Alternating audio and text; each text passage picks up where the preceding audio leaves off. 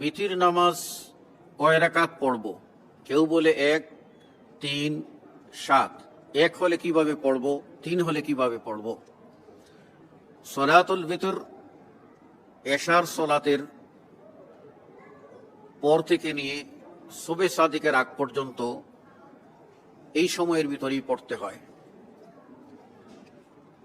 এর রাকাত সংখ্যা হাদিসে বেজোড় সংখ্যায় 1, 3, 5, 7, 9 বলা আছে।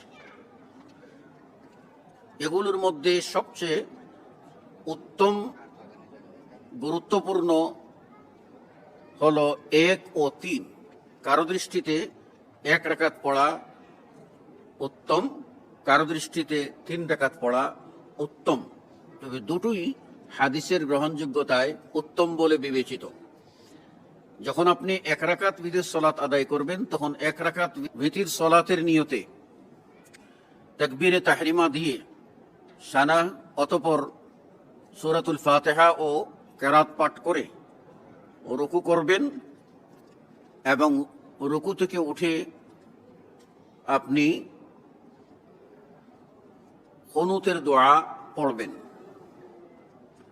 যথারীতি 2 সিজদা করে তাশাহুদ পড়ে ডানে বামে সালাম ফিরিয়ে নেবেন। তাশাহুদ এবং দোয়ায়ে দরুদ ও দোয়ায়ে মাসুরা কমপ্লিট করে ডানে বামে সালাম ফিরিয়ে ফেলবেন। অথবা আপনি কেরাত শেষ করার পরে রুকুতে যাওয়ার আগে ওই অবস্থায় আপনি কুনুত পড়ে ফেলবেন, তারপর রুকু করবেন এবং সিজদা ও বৈঠক দিয়ে সালাম ফিরাবেন। আর যদি 3 রাকাত পড়েন তাহলে 2 ভাবে পড়া যায়।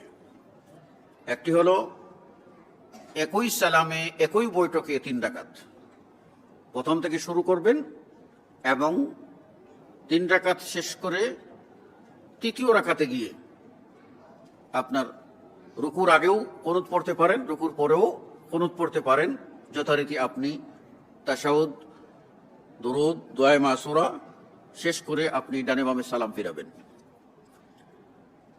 আর দ্বিতীয় হলো 2 বৈঠকে পাঠ, এই 3 রাকাত পড়া।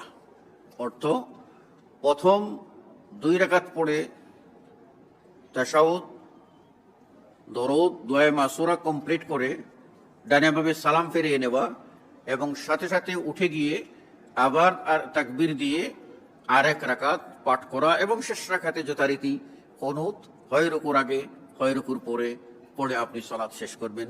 আশা করি বুঝতে পেরেছেন।